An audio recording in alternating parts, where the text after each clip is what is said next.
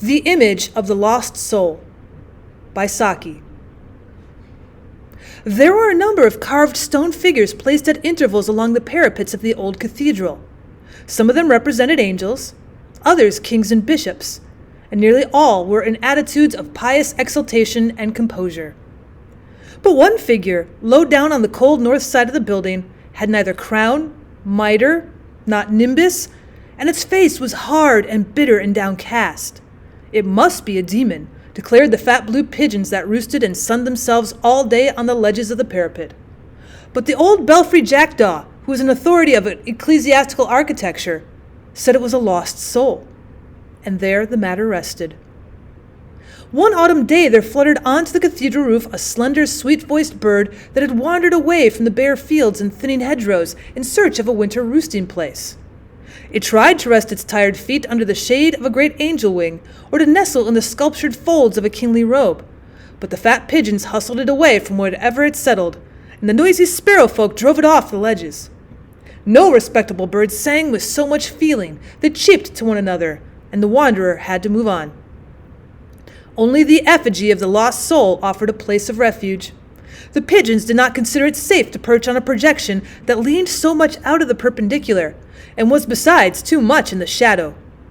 The figure did not cross its hands in the pious attitude of the other graven dignitaries, but its arms were folded as if in defiance, and their angle made a snug resting place for the little bird.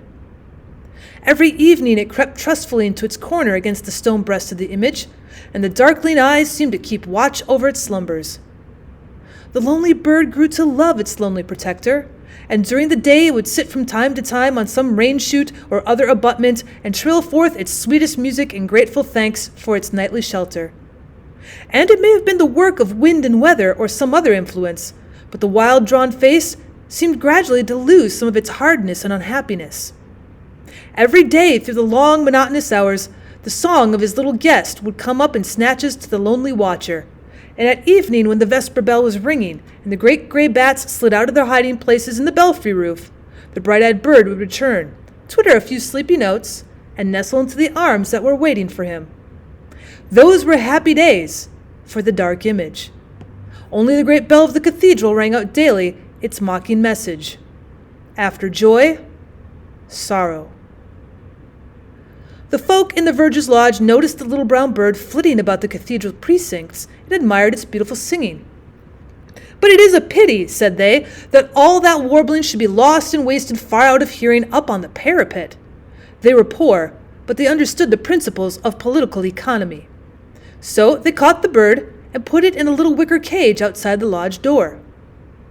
That night the little songster was missing from its accustomed haunt, and the dark image knew more than ever the bitterness of loneliness.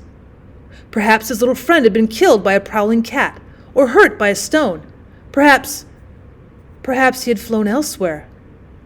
But when morning came, there floated up to him, through the noise and bustle of the cathedral world, a faint, heart-aching message from the prisoner in the wicker cage far below. And every day at high noon, when the fat pigeons were stupefied into silence after their midday meal, and the sparrows were washing themselves in the street puddles, the song of the little bird came up to the parapets, a song of hunger and longing and hopelessness, a cry that could never be answered. The pigeons remarked between mealtimes that the figure leaned forward more than ever out of the perpendicular. One day no song came up from the little wicker cage. It was the coldest day of winter, and the pigeons and sparrows on the cathedral roof looked anxiously on all sides for the scraps of food which they were dependent on in hard weather. "Have the lodge folk thrown out anything on the dust heap?" inquired one pigeon of another, which was peering over the edge of the north parapet. "Only a little dead bird," was the answer. There was a crackling sound in the night on the cathedral roof, and a noise as of falling masonry. The belfry jackdaw said the frost was affecting the fabric, and as he had experienced many frosts, it must have been so. In the morning it was seen that the figure of the lost soul had toppled from its cornice, and now lay in a broken mass in the dust heap outside the Verger's Lodge. "Oh, it's just as well," cooed the fat pigeons after they had peered at the matter for some minutes. "Now we shall have a nice angel put up there. Certainly they will put an angel there." After joy, sorrow, rang out the great bell.